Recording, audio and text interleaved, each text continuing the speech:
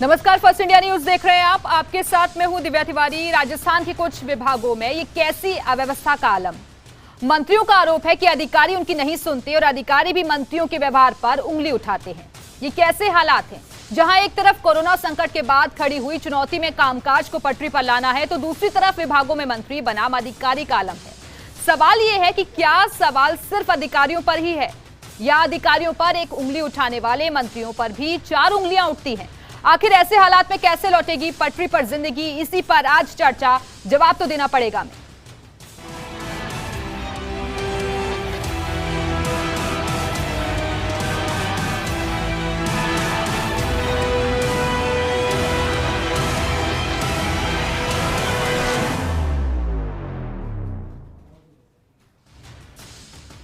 और इसी पर चर्चा करने के लिए खास मेहमान इस वक्त हमारे साथ जुड़ चुके हैं। 3 खास मेहमान आज हमारे साथ जुड़े हुए हैं, उनका तारुफ आपसे करवा देते हैं। कांग्रेस नेता स्वर्णिम चतुर्वेदी जी हमारे साथ जुड़े हुए हैं। इसके साथ ही बीजेपी नेता जितेंद्र शिमाली जी हमारे साथ जुड़ गए हैं। पूर्व आईएएस दामोदर शर्मा जी भी हमारे साथ मौजूद हैं। बहुत बहुत स्वागत है आप सभी का। लेकिन उससे पहले एक रिपोर्ट आपको दिखाते हैं।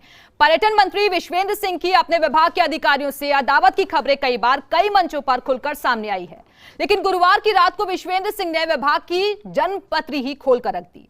विश्वेंद्र सिंह ने ट्विटर पर मुख्यमंत्री से विभाग में बदलाव के लिए कठोर फैसले लेने की अनुमति मांगी। विश्वेंद्र सिंह और विभाग के अधिकारियों के बीच चल रही रस्साकशी को लेकर देखिए खास रिपोर्ट। गहलोत कैबिनेट के वरिष्ठतम मंत्रियों में से एक विश्वेंद्र सिंह ना तो अपने विभाग से खुश हैं और ना ही विभाग के अधिकारियों से। कभी अपने बेटे अनिरुद्ध को विभाग की बैटिंग में ले जाकर विवाद में आए, तो कभी पर्यटन निगम के टेंडर को निरस्त करने के लिए मोर्चा खोलने को लेकर लाइमलाइट में रहे। अब विश्वेंद्र सिंह ने गुरुवार देर रात को एक के बाद एक कई ट्वीट किए हैं। उन्होंने ट्विटर पर लिखा है, मैंने बहुत लंबे समय तक अपने स्वभाव और कार्य नैतिकता के खिलाफ जाकर बहुत सारी चीजों पर चुप्पी बनाए रखी थी। मेरे सीएम अशोक गहलोत ने हमेशा पारदर्शिता और ईमानदारी की वकालत की है और मैं अब पर्यटन विभाग की कमियों को साझा करने के लिए मजबूर हूं। इसके बाद विश्वेंद्र सिंह ने दूसरा ट्वीट किया, जिसमें उन्होंने लिखा कि विभाग के अधिकारी मेरे निरंतर प्रयासों के बावजूद उच्च पर्यटन वृद्धि प्राप्त करने और नए उत्पादों को पेश करने के प्रति उदासीन हैं। पिछले 1.5 वर्षों में विभाग एक नई नीति पेश करने में असमर्थ रहा है। विश्वेंद्र सिंह ने अपने ही विभाग की पोल खोलते हुए एक और ट्वीट करते हुए लिखा है कि नए गाइड्स की कोई भर्ती नहीं हुई है और विभाग को पर्यटन मंत्रालय भारत सरकार से एक भी स्वदेश दर्शन परियोजना नहीं मिल पाई है। एक भी राज्य पर्यटन परियोजना का उद्घाटन नहीं किया गया है और न ही पर्यटन अधिकारियों की कोई नई भर्ती हुई है। 2 एमडी बदले जाने के बावजूद आरटीडीसी की पुनरुद्धार योजना का कोई ठिकाना नहीं है। विश्वेंद्र सिंह ने अपने अगले ट्वीट में विभाग की वित्तीय स्थिति पर चिंता जताई। उन्होंने लिखा कि विभाग की वित्तीय स्थिति बेहद चिंतनीय है। पर्यटन विभाग के अधिकारियों और पर्यटन उद्योग के हितधारकों के लिए कोई प्रशिक्षण नहीं किया गया है। अधिकारी इस बात को लेकर अंधेरे में है कि कोविड-19 के बाद पर्यटन पुनरुद्धार की दिशा में क्या होना चाहिए। इस संबंध में मेरे प्रयासों के बावजूद निजी क्षेत्र से हितधारकों की भागीदारी को शामिल करने के लिए कोई प्रयास नहीं किया गया है। विश्वेंद्र सिंह ने अपने अगले ट्वीट में गिरते पर्यटन को लेकर गंभीर आरोप लगाए हैं। उन्होंने अपने ट्वीट में लिखा है कि पर्यटकों के आगमन के आंकड़े पहले से ही गंभीर रूप से गिर चुके हैं। राजस्थान में पर्यटन उद्योग की दुर्दशा लगातार बढ़ रही है, फिर भी अधिकारी आंखें मूंदे हुए हैं। ये स्थिति पर्यटन विभाग की है, जो प्रदेश के सबसे अधिक प्रासंगिक विभागों में से एक है। ऐसे में कुछ बदलाव लाने की जरूरत है। पर्यटन मंत्री विश्वेंद्र सिंह ने अपने अगले ट्वीट में सीएम से अपील करते हुए कहा कि अशोक गहलोत जी, मैं राजस्थान में पर्यटन और उससे संबंधित उद्योगों में लगे लाखों लोगों के हितों और आजीविका को बचाने के लिए निकट भविष्य में कुछ कठोर लेकिन आवश्यक फैसलों में आपके समर्थन के लिए तत्पर हूं। पर्यटन मंत्री विश्वेंद्र सिंह इन ट्वीट्स के जरिए जो संदेश सरकार तक पहुंचाना चाह रहे हैं वो स्पष्ट है। पिछले काफी समय से विभाग की प्रमुख सचिव श्रेया गुहा पर्यटन मंत्री विश्वेंद्र सिंह की बैठकों में शामिल नहीं हो रही हैं। कमोवेश यही स्थिति अन्य अधिकारियों की भी है। दरअसल विभाग की बैठकों में मंत्री पुत्र के दखल के चलते श्रेया गुहा ने अपने आप को बैठकों से दूर कर लिया था। पिछले दिनों विश्वंत सिंह के निवास पर हुई बैठक में उनके पुत्र अनिरुद्ध और विभाग के निदेशक डॉक्टर भंवरलाल और अन्य अधिकारियों के बीच तू मैमे की भी खबरें सामने आई थीं। इसके बाद अधिकारियों ने मुख्य सचिव डीवी गुप्ता से मुलाकात कर मंत्री और उनके पुत्र को लेकर शिकायत की और मामला मुख्यमंत्री तक जा पहुंचा। मंत्री खुद कई बार सार्वजनिक मंच पर कह चुके हैं कि पर्यटन निगम उनके क्षेत्राधिकार में नहीं है। इसके बावजूद वे क्षेत्राधिकार से बाहर जाकर पर्यटन निगम की फाइलें मांगने से लेकर टेंडर निरस्त करने तक की कार्रवाई करवा चुके हैं। अब एक बार फिर मंत्री विश्वंत सिंह ने अपने ही विभाग के खिलाफ मोर्चा खोल दिया है। उनके ट्वीट से स्पष्ट है कि वे विभाग के अधिकारियों से तालमेल नहीं बैठा पा रहे हैं। Nirmal Tiwari, First India News, Jaipur. तो ये रिपोर्ट आपने देखी और इसमें देखा कि विश्वेंद्र सिंह किस तरीके से ट्विटर के जरिए अपनी नाराजगी जाहिर कर रहे हैं। चर्चा की शुरुआत अब करते हैं, लेकिन सबसे पहले स्वर्णिम चतुर्वेदी जी मैं आपके पास ही आना चाहूंगी, क्योंकि पिछले 1.5 साल में 1 दर्जन घटनाएं ऐसी सामने आ चुकी हैं। सिर्फ बात विश्वेंद्र सिंह की नहीं हो रही है, इससे पहले भी कई मंत्री ऐसे ही अपनी नाराजगी जाहिर कर चुके हैं। लेकिन क्या ये प्लेटफॉर्म ऐसे नाराजगी जाहिर करने का सही है? देखिए, निश्चित रूप से कभी कभी जो नौकरशाही है, जिसका कि कार्य ही है कि लेजिस्लेटिव असेंबली में के चुने हुए जो जनप्रतिनिधि हैं, उनके द्वारा बनाए गए नीति निर्धारण जो उनके द्वारा किया जाता है, नीतियां बनाई जाती हैं, प्लानिंग बनाई जाती है, उनको एग्जीक्यूट करने का कार्य जो है इनका है, जो हमारे नौकरशाही है।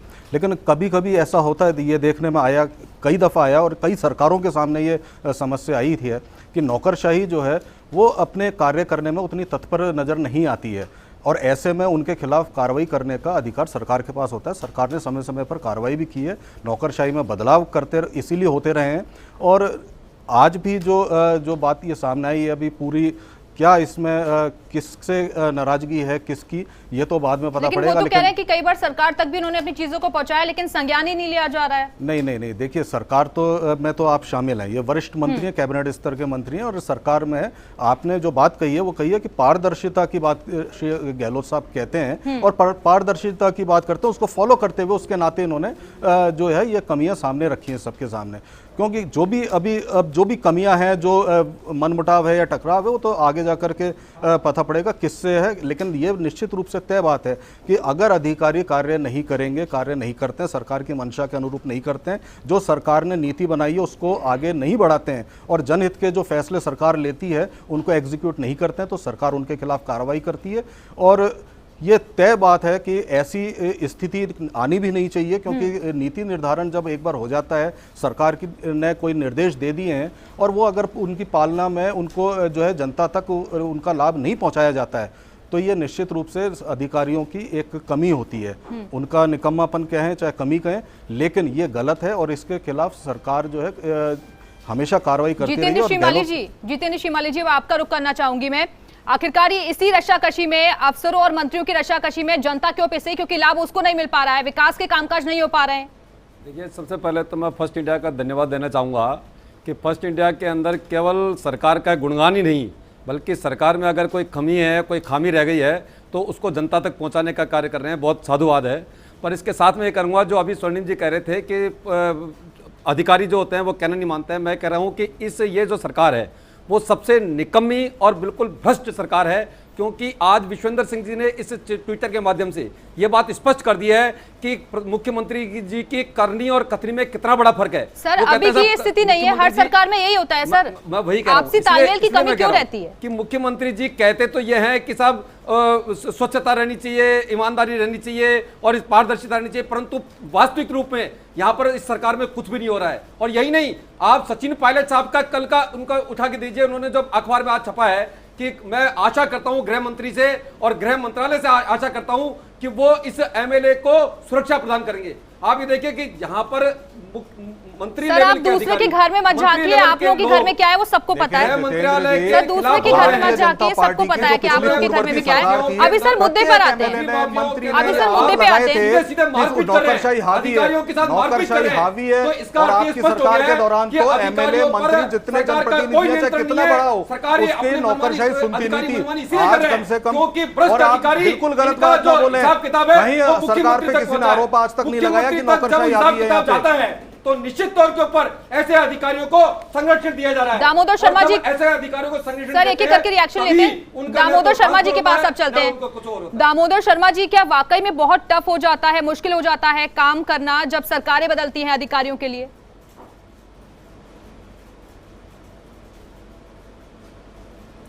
देखिए, ऐसा है, अधिकारी एक प्रक्रिया के तहत काम करते हैं। स्टेट लेवल पे तो रूल्स ऑफ बिजनेस बने हुए हैं जो कि कैबिनेट बनाती है, सरकार बनाती है, माननीय मुख्यमंत्री जी उसका अनुमोदन करते हैं। और इसके साथ ही जिला स्तर पर डिस्ट्रिक्ट मैनुअल बने हुए हैं, तो डिस्ट्रिक्ट मैनुअल के हिसाब से जिला कलेक्टर काम करता है। तो काम जो भी होता है वो प्रक्रिया के तहत होता है। अब सवाल इस बात का आता है कि कोई भी राजनीतिज्ञ अगर अधिकारियों से आउट ऑफ वे जाके काम कराने की कोशिश करते हैं तो वो करना संभव नहीं हो पाता। और वास्तविकता ये है कि ये सही है कि ट्रांसपेरेंसी रहनी चाहिए, जो भी काम होता है वो सामने दिखना चाहिए, प्रक्रिया के अनुसार होना चाहिए। अधिकारी काम प्रक्रिया के अनुसार ही करना चाहते हैं क्योंकि सरकारें तो बदलती रहती हैं, लेकिन अधिकारी जो काम करते हैं, जो फाइलों पे आता है और जो निर्णय लिए जाते हैं, उनकी जो पालना होती है, उसमें अगर मान लीजिए कोई अनियमितता हो जाती है तो उसके लिए मंत्रियों से ज़्यादा अधिकारी जिम्मेदार होते हैं। ऑडिट होती है, ऑडिट की रिपोर्ट्स आती हैं, उसमें अधिकारियों को जवाब देना होता है। कई बार अधिकारियों की जांच होती है। अब अभी जो प्रकरण सामने आया है पर्यटन विभाग का, उसमें जहां तक मंत्री जी और उसके साथ साथ सचिव, इनके संबंधों में जो तनाव आया है, उसमें अभी ये बात चल रही थी कि मंत्री जी के पुत्र भी उसमें दखल देते हैं। तो मंत्री जी के पुत्र का तो कोई संवैधानिक पद भी नहीं है, न कोई दायित्व है। तो जब दायित्व नहीं है और पद नहीं है तो वो बीच में कैसे तो मीटिंग्स में आ सकते हैं, कैसे अधिकारियों को कह सकते हैं कि आप ये कीजिए या मत कीजिए। मंत्री जी का कहना तो सही है, मंत्री जी कैबिनेट मिनिस्टर हैं, विभाग के लिए जिम्मेदार हैं, उनको विधानसभा में जवाब देना होता है। और इसके साथ साथ मीडिया है और बहुत सारे ऐसे साधन हैं जिनके माध्यम से सरकार की गतिविधियां सामने आती हैं और कमियां भी मीडिया के लोग सामने लाते हैं, विरोधी दलों के लोग भी सामने लाते हैं। लेकिन मुख्य बात यह है कि केवल अधिकारियों को दोष नहीं दिया जा सकता। सवाल इस बात का है, पर्यटन विभाग है, पर्यटन विभाग का राजस्थान में बहुत काम हो सकता है, पहले हुआ भी है, अभी भी हो सकता है, बहुत स्कोप है, दुनिया भर के गढ़ हैं, दुनिया भर की झीलें हैं, राजस्थान ऐतिहासिक रूप से बड़ा महत्वपूर्ण है। तो इन सब चीज़ों का अगर मान लीजिए लोगों में प्रचार प्रसार होता है तो यूरोप में इटली है, जर्मनी है, इसी तरह से जापान है, अमेरिका है, इन देशों में पर्यटन का कोरोना के चलते हुए भी काफ़ी विस्तार हुआ है। मैं अभी कई बार टीवी पे देखता हूँ तो इटली में पर्यटन का काम काफ़ी तेज़ी से पिछले कुछ दिनों में फिर से बढ़ने लगा है।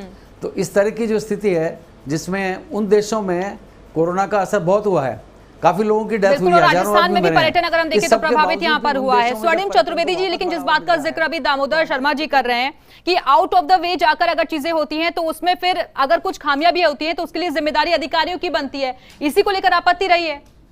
देखिए, मैं आपको ये बताना चाहता हूँ कि आज तक किसी अधिकारी ने कोई लिखित या कोई मौखिक या किसी भी तरह की एक ऑन द रिकॉर्ड शिकायत इस तरह की दर्ज नहीं करवाई है। ये सारे कयास हैं जो कहीं ना कहीं से खबर के माध्यम से या किसी अन्य माध्यम से निकल के आए, लेकिन आधिकारिक रूप से ऐसी कोई शिकायत आज तक हुई नहीं है। जो ये बातें अभी यहाँ पे आपके हेडलाइंस में भी दिखाई और दामोदर शर्मा जी भी कह रहे थे।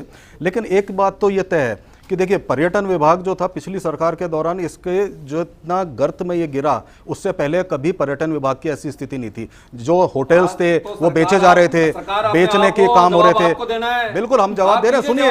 अधिकारी आपका कहना क्यों नहीं मान रहे हैं? गहलोत साहब के ऊपर नियंत्रण नहीं रह गया क्या? गहलोत साहब का कोई नियंत्रण नहीं रह गया अधिकारियों पर? आप इनसे पूछ रहे हैं जरा, ये एक बार ये बता दें। चलो आप बोल लो पहले, पिछली सरकार ने किया, आप पहले आप बोल लो, हो रही है, आप बोल लो, मैं बाद में हो रही है। अब एक एक करके अपनी बारी में बोलिए। मार रहे हैं श्रीमाली जी, आप संरक्षण दिया जा रहा है, जो नाम लेकर के बोलो ना, कौन किसको मार रहा है। हर बात का जवाब पिछली सरकार में था, इसलिए श्रीमाली जी रुक जाइए, आप सुने, इस्तीफा दीजिए, चतुर्वेदी जी को बोलने दीजिए।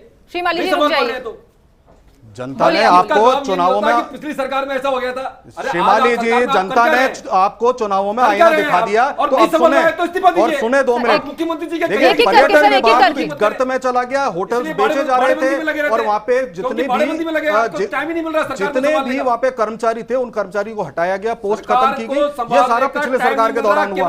और आज जो है इस पर्यटन विभाग को मुख्यमंत्री जी का। किसी तरह से वापस संगठित करने का कार्य किया जा रहा है। सर पर्यटन विषय नीति से मत बनाई जा रही भटकिए है। सर, जी? विषय से मत भटकिए। मेरा सवाल स्वर्णिम चतुर्वेदी जी आपसे ही है कि आखिरकार ये स्थिति, ये नौबत क्यों आ जाती है? कामकाज पर ध्यान देना चाहिए, कोरोना का टाइम है, कैसे हम सुधार लाएं, रोजगार के अवसर बढ़े, पर्यटन बिल्कुल चौपट हो गया है, उसको कैसे हम निखारें, इन सब चीजों पर फोकस होना चाहिए, या कामकाज बिल्कुल रुक गया है उस पर अब ध्यान दें? मंत्रियों और अधिकारियों की आपस में नहीं बन रही है। देखिए, ये कोऑर्डिनेशन भी जो है जरूरी है, ये निश्चित रूप से सही बात है। लेजिस्लेटिव के और एग्जीक्यूटिव के बीच में कोऑर्डिनेशन होना बहुत जरूरी है।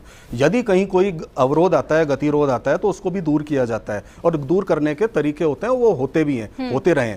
और मैं आपको ये बताना चाहता हूँ कि आज की स्थिति में, चूंकि अभी देखें राजस्थान जो है, हमने बहुत बड़ी लड़ाई लड़ी है महामारी के दौरान, लॉकडाउन भी था, सारी चीज़ें थी, पर्यटन का सीजन जो है होते हुए भी जो है, जब जनवरी में पीक पर होता है, तो ये कोरोना महामारी के कारण जो है सारा जो है पर्यटन अस्त व्यस्त हो गया था। पूरे देश में ही नहीं, पूरी दुनिया में ये स्थिति आई है। लेकिन सबसे बड़ी बात ये है, कोऑर्डिनेशन आप नहीं करेंगे, आप अपने सरकार से कोऑर्डिनेट समय देते बिल्कुल नहीं। मेरा कहना नहीं मान रहे, ये बिल्कुल नहीं कहा है। इसका मतलब यह है कि देखिए, मंत्री जी ने ये कहा है कि मैं पारदर्शिता के साथ काम कर रहा हूँ। मुख्यमंत्री जी ने जो नीति बनाई है, आप आरोप लगा रहे हैं, आरोप लगा रहे हैं भ्रष्ट अधिकारी अधिकारी भ्रष्ट है, ठीक है, ये वही अधिकारी है जो आपकी सरकार के दौरान हमेशा पीक पोस्ट पे रहे। मैं आपको बता देता हूँ, जो कोऑर्डिनेशन की कमी है वो दूर की जाएगी, और अगर अधिकारी काम नहीं करेगा तो निश्चित रूप से सजा पाएगा। या तो ऐसे जितेंद्र श्रीमाली जी, लेकिन इसका सोल्यूशन क्या है? इसका सोल्यूशन क्या है? कैसे कोऑर्डिनेशन आए? कि जो नीति है उस नीति की पालना करते आ रहे हैं, और कोऑर्डिनेशन नहीं है। इसके पीछे एकमात्र कारण ये हो सकता है कि या तो मुख्यमंत्री का उन लोगों को संरक्षण है, अधिकारियों को, और या फिर यह है कि मंत्री जो है, कैबिनेट मंत्री जो है, वो खुद भ्रष्टाचार में लिप्त है। इन्हीं बातों के कारण से सर, ये स्थिति पर्टिकुलर एक टाइम पर नहीं हुई है सर, ये स्थिति अभी की नहीं है, इससे पहले की सरकारों में भी देखा है वही स्थितियां होती हैं। कभी अफसर नाराज हो जाते हैं, कभी मंत्री की नहीं सुनते, और यदि काम नहीं कर रहे हैं तो निश्चित रूप से उनके राजस्थान में हो क्या रहा है। और हर चीज एक कोरोना के माध्यम से कि कोरोना चल रहा है इसलिए माफ कर दो। क्यों नहीं अरे चल रहा भाई, कब तक आपको बाड़ेबंदी से फुर्सत नहीं है? ये विश्वेंद्र सिंह जी वही है जो 2 दिन बाड़ेबंदी में नहीं आए तो अशोक गहलोत साहब के प्राण सूख गए थे कि साहब ये आए क्यों नहीं। इन्हीं बाड़ेबंदी की इसलिए क्योंकि अशोक गहलोत साहब को पता है कि मैंने काम कुछ कर नहीं रहे हैं, मंत्री की कुछ चल नहीं रही है, इसलिए कहीं ऐसा दामोदर शर्मा जी का रुख करते हैं। दामोदर शर्मा जी, ये जो तूतू पहना आप अभी स्टूडियो में देख रहे हैं, तमाम जो मंत्री है इससे पहले भी कई तरीके के बयान दे चुके हैं और नाराजगी जाहिर कर चुके हैं, लेकिन ये वो कहते हैं कि सरकारें बदल जाती है लेकिन जो कार्यशैली है उसमें बदलाव नहीं हो पाता है, अधिकारियों की कार्यशैली में बदलाव नहीं हो पाता। देखिए, दामोदर शर्मा जी से मेरा सवाल है, अधिकारियों की कार्यशैली में बदलाव की बात मैंने कही, ऐसा है, अधिकारियों की कार्यशैली में बदलाव की बात नहीं है। बात यह है कि कौन से कानून है, कौन से नियम है, कौन सी पॉलिसी है। टूरिज्म की पॉलिसी राजस्थान में पहले से बनी हुई है, अभी आप नई पॉलिसी बना के कुछ चेंजेस करना चाहते हैं तो वो करने के लिए सरकार स्वतंत्र है। उसमें मुख्य सचिव जी अधिकारियों को रिप्रेजेंट करते हैं, जो वहाँ की उस डिपार्टमेंट के सेक्रेटरीज हैं वो रिप्रेजेंट करते हैं, मीटिंग्स होती हैं, उसमें डिसीजन होते हैं। लेकिन देखिए, कोई भी काम तभी अच्छा हो सकता है ना जब प्रॉपर कोऑर्डिनेशन से हो, काम करवाती है, जब प्रॉपर कोऑर्डिनेशन से सिस्टम है, जहां मंत्रियों की सुननी पड़ेगी अधिकारियों को और वो भी अपनी राय देंगे। मैं यही कह रहा हूं कि अधिकारियों में और मंत्रियों में कोऑर्डिनेशन, अधिकारियों और मंत्रियों में कोऑर्डिनेशन पहले भी रहा है, आज भी है। कुछ अधिकारियों में और कुछ मंत्रियों में कोऑर्डिनेशन नहीं होता है तो उसके बहुत सारे कारण हो सकते हैं, उसके राजनीतिक कारण भी हो सकते हैं, उसमें अहम भी इन्वॉल्व हो सकता है, उसमें व्यक्तिगत इंटरेस्ट, पर्सनल इंटरेस्ट भी इन्वॉल्व हो सकते हैं, उसमें प्रक्रिया को फॉलो मत करो और वैसे ही मैं कहूँ जो कर दो, ये बात भी लागू हो सकती है। बहुत सी चीज़ें होती हैं, मैं किसी व्यक्ति विशेष के लिए नहीं कहना चाहता, लेकिन मेरा कहना यह है कि प्रक्रिया के हिसाब से एक तो काम हो। दूसरा, जहाँ तक पर्यटन का सवाल है, न केवल राजस्थान में बल्कि ये बात सही है पूरी दुनिया में कोरोना की वजह से टूरिस्ट आ ही नहीं रहे हैं। तो जब टूरिस्ट आ ही नहीं रहे हैं, सब जगह भय का माहौल है, तो आप टूरिस्टों को इस वक्त कैसे लाएंगे? जब आम समय पे जनरल टाइम पर भी टूरिस्ट आते हैं तो राजस्थान में अच्छा टूरिज्म चलता है, इनकम भी बहुत होती है, आरटीडीसी के होटल्स भी भरे रहते हैं। अब पिछली सरकार की बात कर रहे थे कि आरटीडीसी के होटल्स को बेचने की बात थी, खैर वो नहीं बेचे गए और उनको इस सरकार ने दूसरे तरीके से दूसरी पॉलिसी के तहत चलाया। अच्छी बात है, टूरिज्म से लोगों को रोज़गार भी मिलता है, बहुत रोज़गार मिलता है। टूरिस्ट गाइड्स को भी मिलता है। और सारे राजस्थान में मैं समझता हूँ खूब सारे टूरिस्ट प्लेसेज हैं। राजस्थान भारत में महत्वपूर्ण टूरिस्ट डेस्टिनेशन है और दुनिया के सब भागों से यहाँ पर लोग आते हैं। लेकिन आज एक अजीब परिस्थिति कोरोना महामारी की वजह से बनी हुई है, तो हमें ये तो स्वीकार करना पड़ेगा कि कोरोना महामारी जब तक समाप्त नहीं होती है तब तक भय का माहौल ख़त्म नहीं होगा। और जब तक भय का माहौल ख़त्म नहीं होगा तो विदेशी टूरिस्टों की तो हम क्या बात करते हैं, देशी टूरिस्ट ही नहीं आ रहे हैं।